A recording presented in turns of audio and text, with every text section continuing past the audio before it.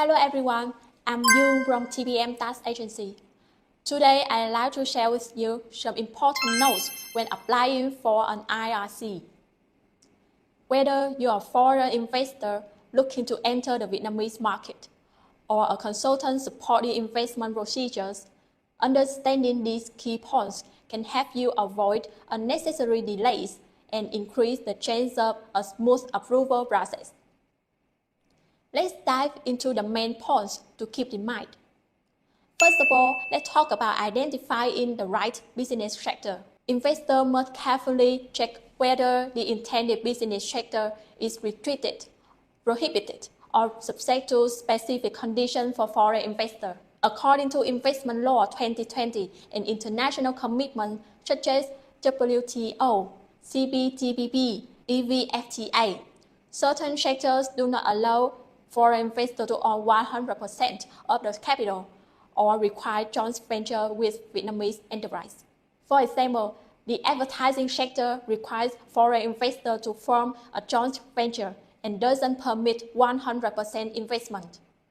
The real estate business only allows investment in project development and doesn't permit the buying and selling the residential properties for business purposes.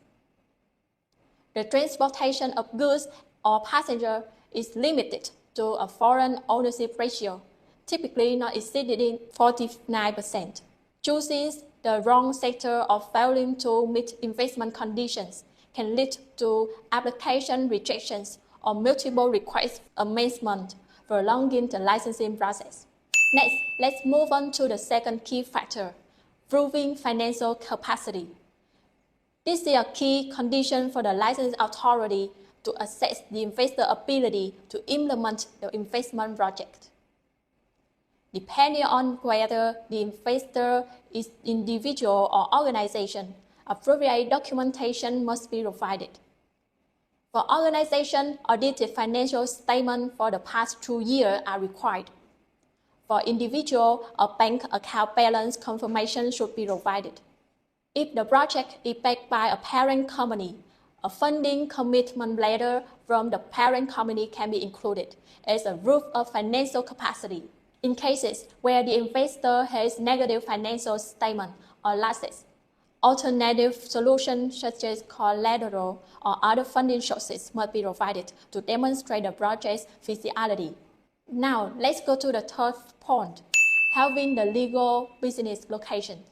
The enterprise must have a clear and legal business location to be granted an IRC.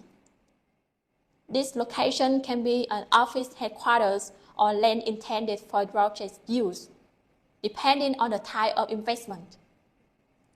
The application must include one of the following documents: a lease agreement for the headquarters or premises suitable for the investment purpose, documentation proving land use right.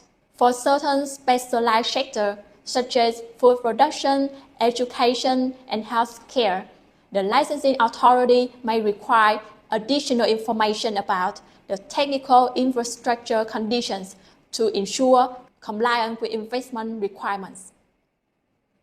Additionally, the investment location must align with the location construction, planning, and industry zoning.